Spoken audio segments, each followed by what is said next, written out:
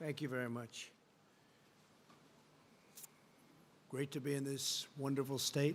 So many friends, so much success, and we love being here. And we're here actually today to discuss the exciting progress that we've achieved under the Operation Warp Speed, our historic initiative to develop, test, manufacture, and deliver a vaccine in record time, and that's what it is, in record time. Likewise, therapeutically, we are very, very advanced. You're hearing about it, and you'll be hearing about it a lot more in the next 2 weeks. We will achieve a victory over the virus by unleashing America's scientific genius, which is what it is. I'm therefore proud to announce that this morning, the Moderna vaccine has officially entered phase 3 already, and that's phase 3 clinical trials, the final stage before approval. There's never been anything like this in terms of speed, nothing even close. A second vaccine is likely to enter phase 3 in a matter of days. Under Operation Warp Speed, we've shaved years off of the time that it takes to develop a vaccine, in some cases many years, and we've done it while maintaining the FDA gold standard for safety. This is the fastest a vaccine for a novel pathogen has ever gone. It's never gone like this. And if you look at where we are by phase 3, we can say ever gone by far. 4 additional promising candidates are expected to enter final trials in the coming weeks, including the Novavax vaccine being developed right here at this facility. It's an incredible facility. We're going to be making a tour in a little while, very complete tour with the folks that run it and the people that operate. We've just completed a tour of Fujifilm's innovation laboratories, and that's going to be done at much higher level in a few minutes after I'm finished, and I believe we'll take a few questions too, which we're carrying out a crucial biomanufacturing process needed to make the Novavax vaccine. This production is made possible by my administration's $1.6 billion award to Novavax as part of Operation Warp Speed. It lets us deliver the final product in a time that never has been achieved anywhere at any time for anything like this.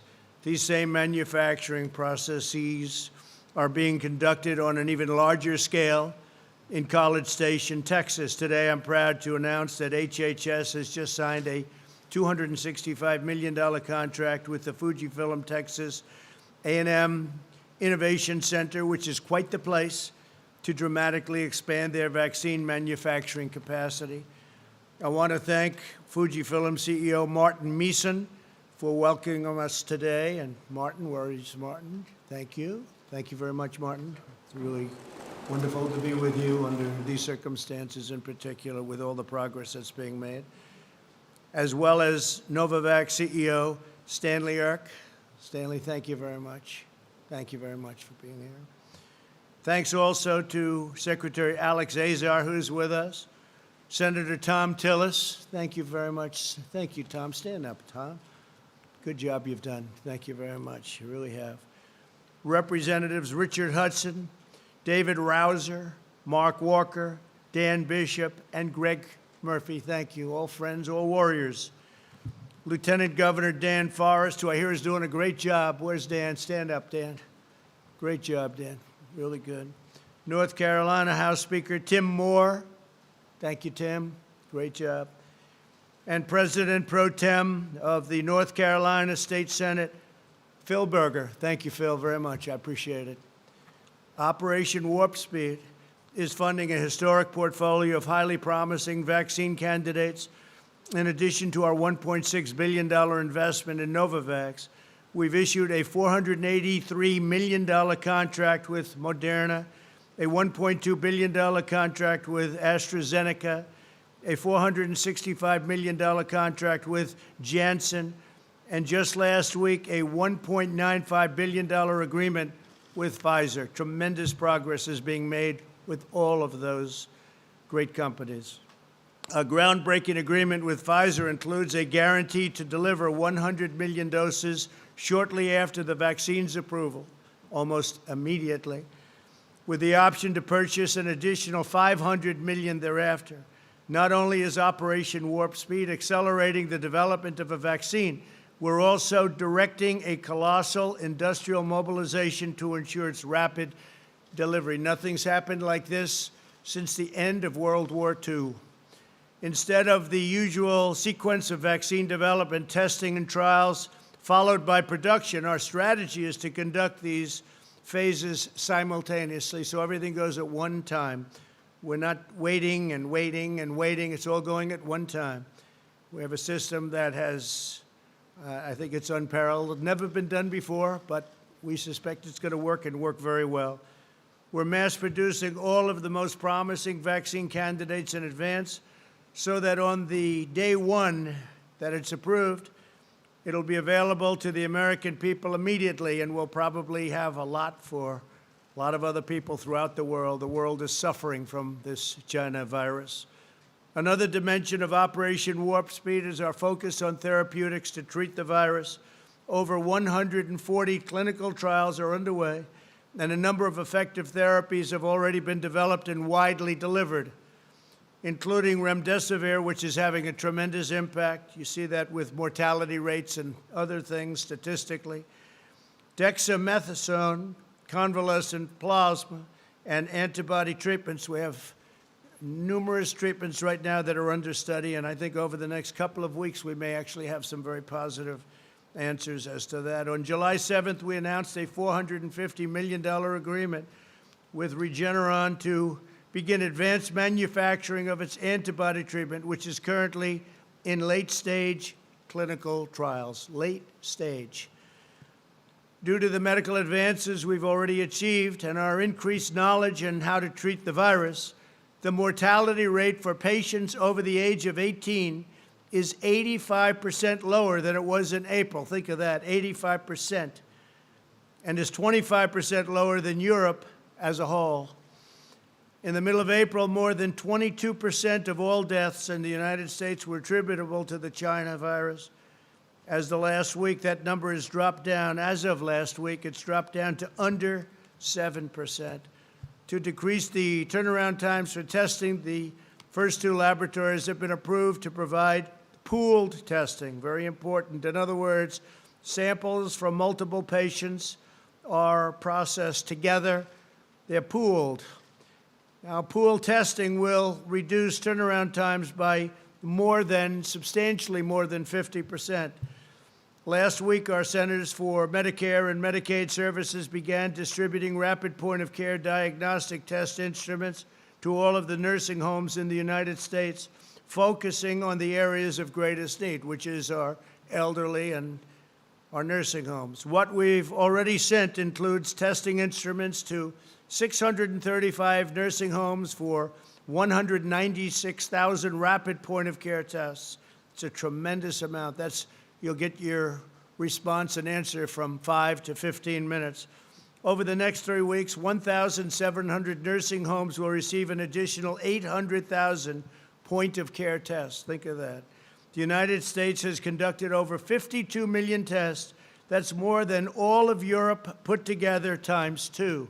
Nobody's even close. And as countries go, as an example, India is up to 11 million tests. We're going to be very shortly at 55 million tests. India has 1.4 billion people.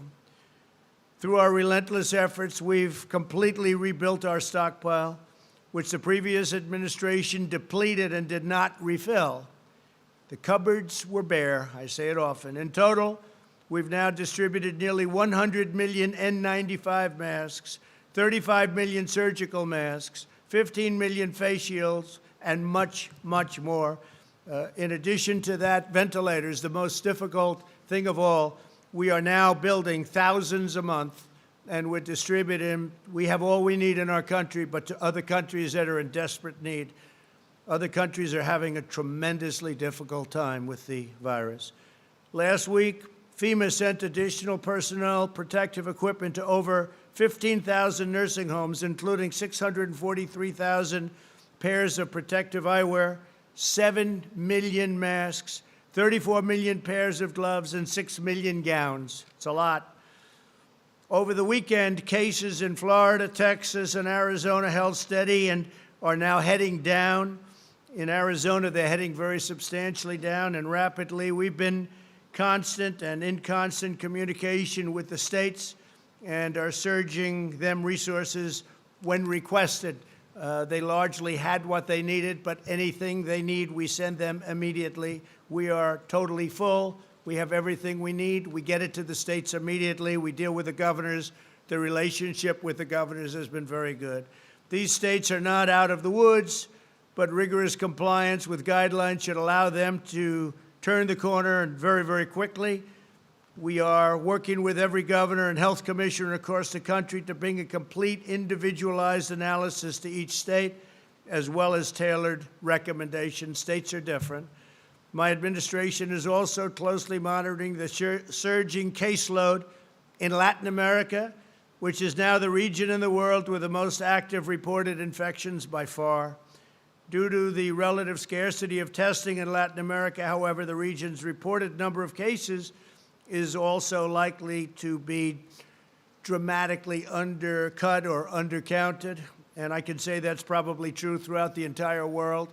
We report our cases. Most of the world doesn't. They either don't do testing, therefore they have very few cases, even though people are sick, or they just don't report. And given the reality of what we just said, we're focusing aggressively on the Texas border and countries that we think have to be watched very, very carefully, because you have some very, very highly infected countries outside of our borders.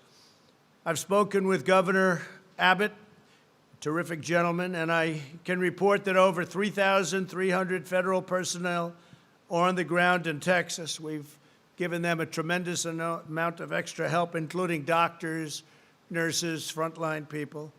We've supplied Texas with more than 2.5 million gloves, 800,000 goggles, 337,000 surgical gowns, 1.8 million surgical masks, 1.36 million N95 respirators, and 500,000 KN90 masks.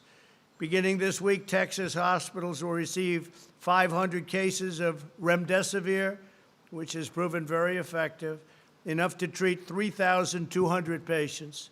In addition to the cross-border spread, this stage of the pandemic is being fueled by younger Americans who generally have little risk of being seriously harmed by the disease, but can spread the disease.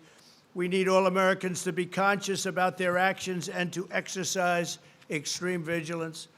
I trust all Americans to do the right thing, but we strongly advise everyone to especially focus on maintaining a social distance, maintaining rigorous hygiene, avoid large gatherings and crowded indoor bars, and wear masks when appropriate.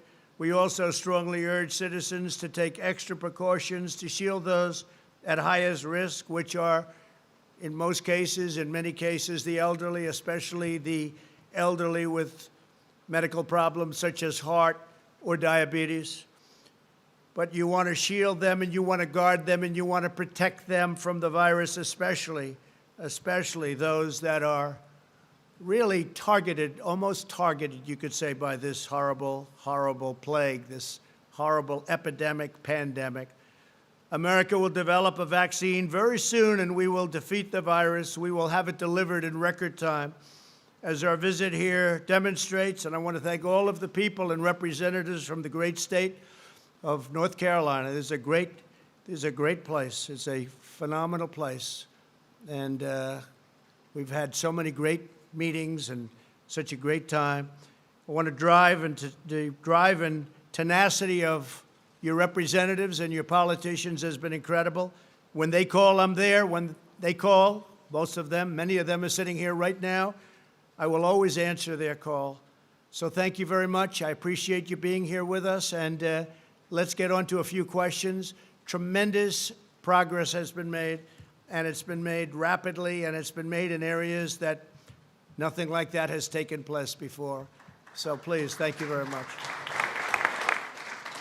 Thank you. Thank you. There's been a lot of despair when it comes to the virus. Is today's event about giving Americans hope, sense of optimism? Is that what you're trying to do? Well, I think so, but, you know, there would be not that same kind of hope if we weren't doing so well. We're, you know, just before I left the White House in the Oval Office, we had a meeting with our doctors, scientists, some others, and they're making tremendous progress with respect to therapeutics. I can tell you therapeutically, I think over the next couple of weeks, we'll have some really very good things to say. We're just having great answers. So it is about that. And it's also the vaccine that we discussed today at even greater length is just coming along really well. And it's not just one company. It's many companies have had tremendous progress. So that'll be announced over the next very short period. Do you expect the vaccine to be ready for Americans to... Well, I heard very positive things, but by the end of the year, we think we're in very good shape to be doing that. By the end of this year, we're going to be, in terms of the vaccine, I think in terms of therapeutics, even sooner than that. Therapeutics meaning you go and you give somebody, whether it's transfusion or shots or whatever it may be, and they heal quickly. So we've had tremendous progress. We already have, if you look at remdesivir and you look at some of the other things, but we'll have some announcements on that over the next 2 weeks. Yeah, it is hope, but it's only hope because we've gotten such incredible results scientifically. Yeah. You did talk with Russian President Vladimir Putin, and I wanted to ask if you did bring up the reports of Russia having bounties on our soldiers in Afghanistan. We don't talk about what we discussed, but we had plenty of discussion, and I think it was very productive. Please. Larry Kudlow earlier today said that the V-shaped recovery is showing signs of moderating. Do you think, given what we're seeing with an increase in cases, that the recovery could be in jeopardy at all, the economic recovery? I don't think so. I think the recovery has been very strong. We've set record job numbers. We've set record numbers. Whether it's a pure V or a little bit less than that, I think it's going to be very good. If therapeutically we come up with some answers very quickly, which I think we will, then you're going to have a tremendous recovery.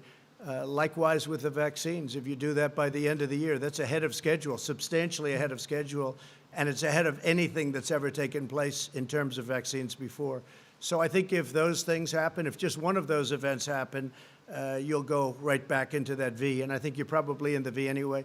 I really do believe a lot of the governors should be opening up states that they're not opening, and we'll see what happens with them. But a lot will have to do with the fact that therapeutically, I think you're going to have some great answers. Vaccine-wise, likewise. Yeah, please go ahead in the back. Zachary Yates from the Raleigh News and Observer. Now that you've canceled the Jacksonville portion of the RNC, do you think Governor Cooper made the right choice in limiting attendance in Charlotte?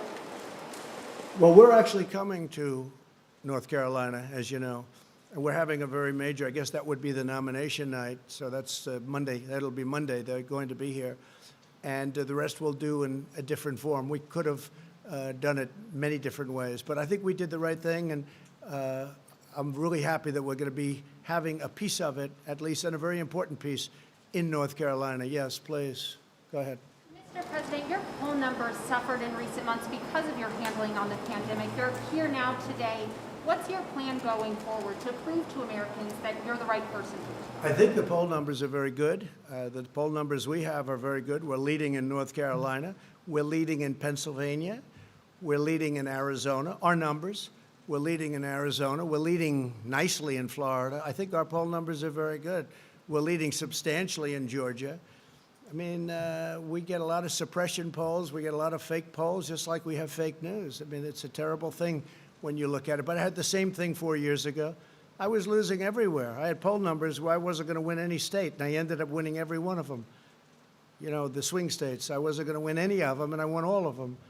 And I have the same thing this year. This year they have it even closer. They have it closer, but it's the same suppression-type polls. We have polls that show me leading in almost every swing state, and substantially in other states by even more than I won in 16. When you look at Florida as an example, you have thousands of boats out of the ocean, out on the intercoastal. You look at other states where likewise you have thousands of boats, and they're all waving the Trump sign, Trump-Pence sign, and they're so proud. Thousands and thousands, you've seen it, where you have bikers for Trump with lines that are miles long on highways going along on weekends. I think there's more spirit now than there's ever been for my campaign, and that includes 2016, where obviously there was great enthusiasm, great spirit. We had great spirit. I think there's more today because what we've done, nobody's ever done before. Nobody has ever rebuilt the military, cut taxes the most in our history, created the greatest economy we've ever had, cut regulations at a level that nobody's ever done. And all of these different things, the VA, we got VA choice. We got VA everything for the VA. Right now, they had a 91% approval rating in a recent poll. I was just speaking to the secretary, 91% in the VA. That's never happened before. I think when people see all that we've done, even Space Force, we created a force, an actual, Army, Navy, Air Force, Marines, right? It's pretty amazing. Coast Guard, and now Space Force. That hasn't happened in 75 years. What we've done, working with some of those warriors over there, by the way, but what we've done has never been done. If you look at Alaska with ANWR, one of perhaps the biggest drilling site in the world, even Ronald Reagan and Bush and Clinton, everybody wanted to get it done. I got it done. ANWR in Alaska, probably or possibly the biggest drilling site in the world. Now, what we've done has been incredible. Recently, it looked like the energy business was going to be a catastrophe. We were #1 in the world, and then we had the pandemic, and nobody was using energy. Nobody was driving in automobiles. No gasoline. And by the way, gasoline prices for everyone are very, very low. In many cases, less than $2. That's pretty incredible.